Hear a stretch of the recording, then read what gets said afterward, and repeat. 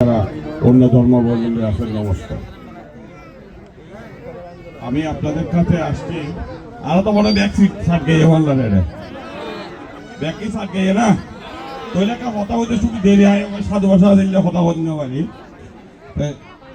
আর যদি সারকে হই তাহলে আই আসি আসলাম চৌধুরীর পক্ষতুন ওনারা মুসলমানের সালাম জানাই পেলাই এবং যারা হিন্দু ধর্মাবলম্বী আছেন তারা নমস্কার জানাই পেলাই ওনারা ব্যাখ্যা গ্রহণ করবেন। আর আসলাম চৌধুরী আর ইমিডিয়েট বড় আর ভাই বোন মিলি 9 জন আসছিলাম। আল্লাহ 2 জন গত হয়ে গিয়ে 2 জন মারা গিয়ে আর 7 জন আছে। 9 জনের মধ্যে আসলাম চৌধুরী 8 জন, 8 নম্বর, আই এলাম 9 নম্বর। আর দীর্ঘদিন পর্যন্ত আমরা এক রুমতেই ঘুম যাইতাম ওর বিয়ের আগের দিন পর্যন্ত। ওর বয়স যাতে 30, ঠিক এই দিন পর্যন্ত আমরা দুজনে এক রুমের মধ্যে বড় হই। তো পাশাপাশি থাকার কারণে ওরা আমি যতটুকু জানি ও একজন ভালো মানুষ। একজন ভালো মানুষ হিসাবে ওনারা নেতা নির্বাচিত করে পারিবেন 5 বছর হলে বলি 5 বছর সময় দিয়ে ওর প্রতি ওনারা দানা সিজন ভোট দিয়ে ওনারা সেবা করিবেন, সুযোগ ডিসাইড পারিবেন যদি ওনারা যদি হাস ঠিক মতো গড়ের কিনা। আজ আই ডিএন দীর্ঘদিন আল্লগে একভাবে সম্পর্ক কারণে আই ডিএন মনে করি ও যথেষ্ট দায়িত্ববান মানুষ এবং কাজ কাম খুব সুন্দরভাবে গুছাই করে এবং মানুষের সেবা করিবেন বলিয়ে আমরা যারা লেখাপড়া করি কলেজ বিশ্ববিদ্যালয় কিন্তু যারা লেখাপড়া করে তারা একখান পরিবেশ সম্বন্ধে একখান আশা থাকে যে একটা সরকারি চুরি করিব। তো তার আশা থাকে যে এখনো একটা সরকারি চুরি করিব। তো ঠিকভাবে আসলাম চৌধুরীও ওরও আশা আছে যে একটা সরকারি চুরি করিব। বিসিএস দিয়ে সরকারি চুরিকরণ হইলে মানে সর্বোচ্চ চুরি বাংলাদেশের মধ্যে ফল ইয়েও গজিল এবং সরকারি চুরিও বিসিএস দিয়ে সরকারি চুরি করছে। কিন্তু ওর ছোটবেলার তুলে নেশা আছিল যে মানুষের সেবা করণ। সরকারি চুরি করতে যাই এনে ও দেখিল যে মানে মানুষের কাছাকাছি যাইতে পারে। বেশি সময় সরকারের বিভিন্ন কাজে ব্যস্ত থাকার কারণে সরকারি প্রোটোকলতার কারণে মানুষের কাছে যাইতে পারে, মানুষের সেবা করিবে সুযোগ পাবা। ও এত বলিয়ে নে ওই আরাম সরিগান সারি দিয়ে নে মানুষের সেবা করিবার বলিয়ে নে ও পাবলিক সরি লই পাবলিক যাতে করে এলাকার মানুষের সেবা করতে পারে এবং মানুষের হাসাহাসি দেখতে পারে। সেই হিসেবে ও আন্তর্জাতিক সারা বিশ্বের সংগঠন আছে লায়নিজম। ও লায়নিজম যুক্ত হয়ে বাংলাদেশের গভর্নর হয়ে লায়নিজমের সর্বোচ্চ পদ বাংলাদেশ দিয়ে আছে ও নিযুক্ত হয়ে এবং মানুষের এই সেবামূলক সংগঠন করতে যাই যে আর মুরব্বী হলর যে সুগোস্থানি করে সুগোস্থানির অপারেশন যে বাচ্চা হলো যে যারা স্বল্প আয়ের মানুষ আছে যারা বাচ্চা হল আছে তারা ফলের খতনা করাই দেন, টোট কাটা তালু কাটা করে আছে এগুলো চিকিৎসা করে দেন। এগুলো দীর্ঘদিন পর্যন্ত আর পক্ষে তো চলতে আছে, এখনো চলমান আছে। যারা সানি ফলের চোখের দিন যারা বিশেষ করে যারা গরিব মানে স্বল্প আয়ের মানুষ আছেন যারা বাচ্চা হলের খতনা করে দিতে পারেন এগুলো আর এখনো পথে চলমান। সন্তুষ্ট নও মানে দেখা যাচ্ছে এই সেবামূলক সংগঠনগুলো যোগদান করে পারিবারিকভাবে বেশি মানুষের সেবা করুন না লিমিটেড মানুষের সেবা করুন যার ফলতে যাইয়ে না ও দেখি রাজনৈতিক যোগদান দিয়ে বাংলাদেশের মানুষ তথা সীতাকুণ্ডের মানুষের বৃহৎ আকারে সেবা করিবে চিন্তা ভাবনা করি ও বাংলাদেশ জাতীয়তাবাদী দল যোগ দিয়ে এবং বাংলাদেশ জাতীয়তাবাদী দলের নেতৃবৃন্দ হলো ওরে যোগ্য মনে করি এনে আগে বাংলাদেশের 300 জন মানুষের একজন গরিব এলাই বলি সীতাকুণ্ড ওরে তাহলে শেষ প্রতীক দিয়ে পাঠাইয়ে ওনারা ফুয়ারে এই দেখি ওর কোনো অবদান নইলে অবদান হইলে ওনারা যারা একটা বস্ত্র দিতে লাগবে আমরা ভাটিয়ারির মানুষ আমরা ভাটিয়ারি মানুষের মেইন অবদান। এখন আমার দায়িত্ব হইলে আগামী 12 তারিখ ভোট কেন্দ্র যাইয়ে নেয় আর ভাই ওরে আমার ফুয়ারে ওনারা যারা আছে ওরা আগামী 12 তারিখ সকালবেলা এখন যাইয়ে নেয় ওনারা সকাল ওই 7:30 টন আগে ভোটে তো 8টা টন আগে ভোটে যদি 8টা টন এখন ভোটে 7:30 টন। তো ড্যাগনারে যাই এনে সকাল সকাল যাই লাইন ধরে ভোট দিয়ে এনে ওনারা দায়িত্ব পালন করিবেন। ওনারা দায়িত্ব পালন করি না 12 তারিখের পরে তো ওনারা দায়িত্ব বুঝি লইবেন। আর কথা আরা যারা এটা এনে কথা হয় এই সবাইকে একটু কম কথা বলার জন্য অনুরোধ করছি। আপনারা কথা বললে হয়তো আপনারা বলেন, না হলে আমাকে বলতে দেন। তাহলে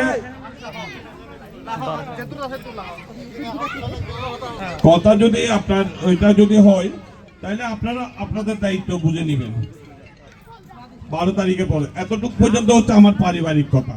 এবার হচ্ছে যারা আমাকে দাওয়াত দিয়ে আনছে রাজনীতিক নেতৃবৃন্দ, ওদের কথা না করলে তো আবার 2-1 দিন পরে আমাকে দাওয়াত দিয়ে দিবে না।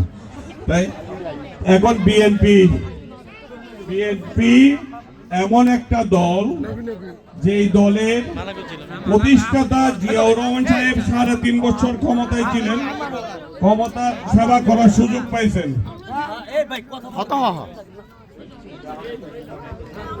শুনেন, যেহেতু আপনারা যাওয়ার জন্য অপেক্ষা করছেন, উনি আরো 5টা মিটিং ছেড়ে আসতেছেন। উনি যেটা বলতেছেন একটু মনোযোগ দিয়ে শুনুন।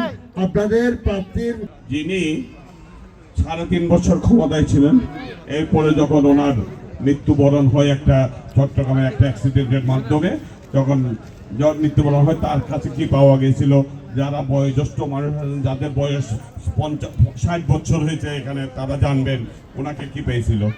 10 বছর 2 মাস ক্ষমতায় ছিল, ক্ষমতা যাদের সেবা করার সুযোগ নিয়েছিলেন বাংলাদেশের প্রধানমন্ত্রী হিসেবে বেগম খালেদা জিয়া।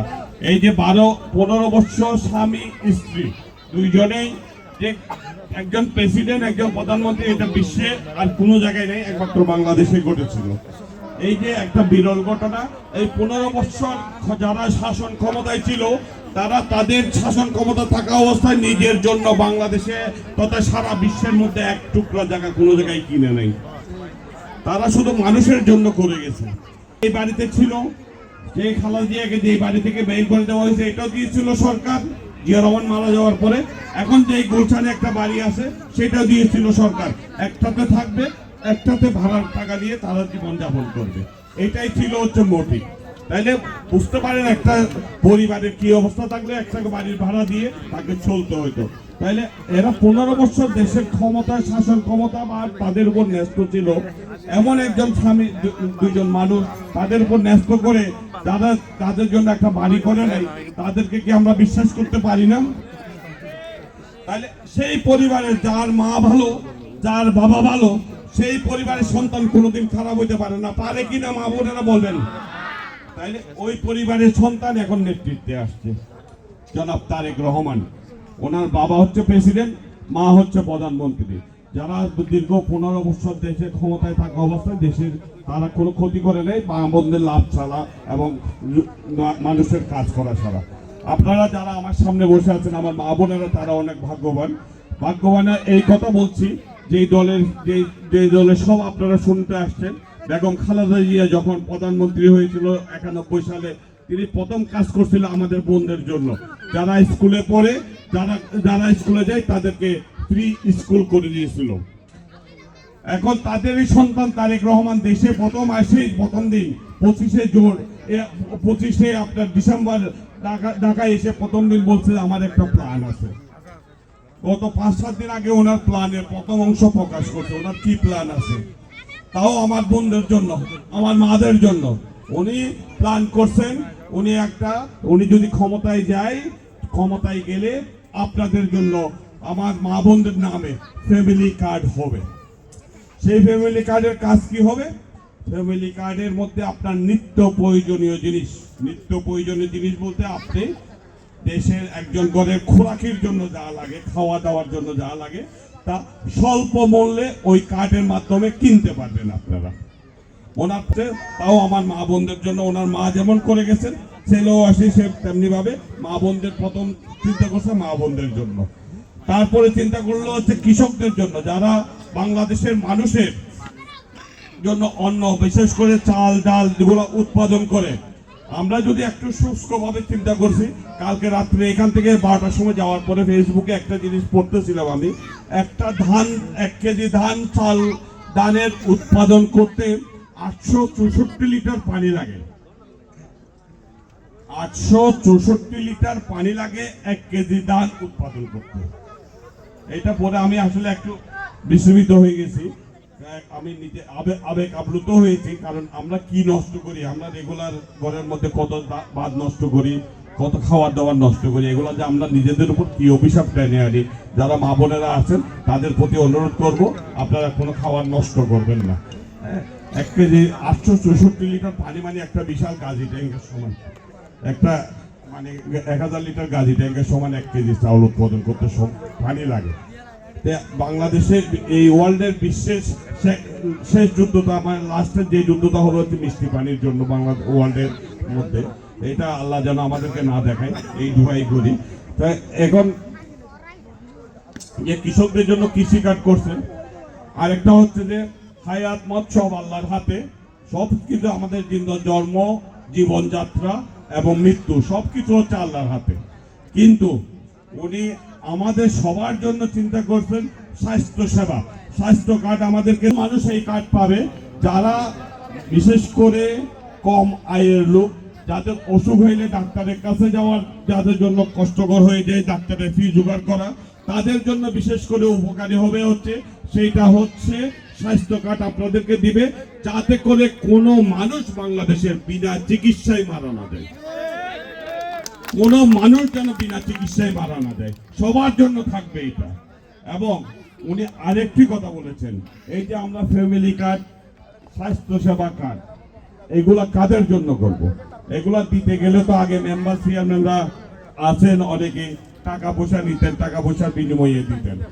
সেই জন্য উনি বলছে টাকা পয়সার বিনিময়ে হবে না, সবাইকে দিব। এটা একদম ধনী থেকে গরিব সবাই পাবে। সবাই পাইলে হবে কি, উনি ওইটাও বিশ্লেষণ করে দিয়েছেন। উনি বলে দিয়েছেন সবাই যখন পাবে, আচ্ছা উনি আশা করছেন গরিবরা এটার সুফলটা নেবেন, যাদের মধ্যে সামর্থ্য আছে তারা এই সেবাগুলো নেবেন না, তারা তাদের টাকা দিয়ে নেবেন। সেই জন্য সবার জন্য কার্ডগুলো থাকবে।